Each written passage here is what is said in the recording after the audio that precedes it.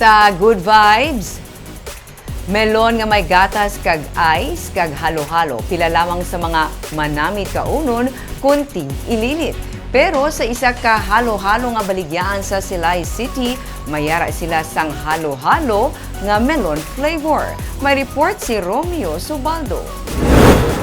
Ginkagud nga melon nga may vanilla ice cream nga toppings sa special nga creamy nga ice. Ining ika-16 nga flavor sang halo-halo sang Calle Luna sa Silay City. Isa ka kilala nga lugar nga pang halo-halo. Istorya ni Chona Montero ang tag-iya sang kalan-an. Bangod season sang melon kag sampat sa mainit nga weather ang melon. Napinsaran nila nga maghimo sang halo-halo man nga melon nga flavor.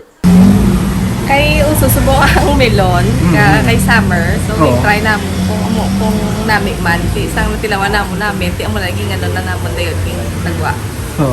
Wait.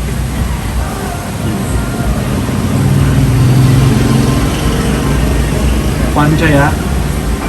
Bagay isang to isa sa flavor, no? Di ba magtimpla ka melon may may gatas eh. Wala labot sa melon flavor, may ara man sila sa super special, avocado, mais con hielo, mango de leche, mango graham, buko pandan kag madamo sang iban pa. Subo nga tuman kainit sang panahon, makapuobo sila ni Chona sang 300 ka mga cups sang halo-halo sa isa ka adlaw sa Silay City lang nila nga branch. Siguro sa daril namon nga branch maka 300 kami ka cups a day. Grabe. So butan oras ang peak hours gid sa tao. Peak hours after gate lunch time. Sige-sige na na. Sige-sige na na dayon nga na untat sa ganun sila kapanyaga kay sige-sige na disulod ang customer. Gabi may kalwalo pa. Mayara kis mga 7:30 tingaling kaya nga mun cut off as talagit 7. Tapos panyaga, nagaamat-amata dinagsa ang tao sa ilang kalan-an, tubtub magabi. Kag, hindi lang mga taga-Silay ay nagakaon sa halo-halo nila.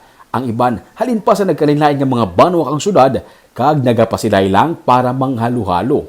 May talisay man sila nga branch kag plano nila nga mag-branch out pagid sa Victorias kag Bacolod City.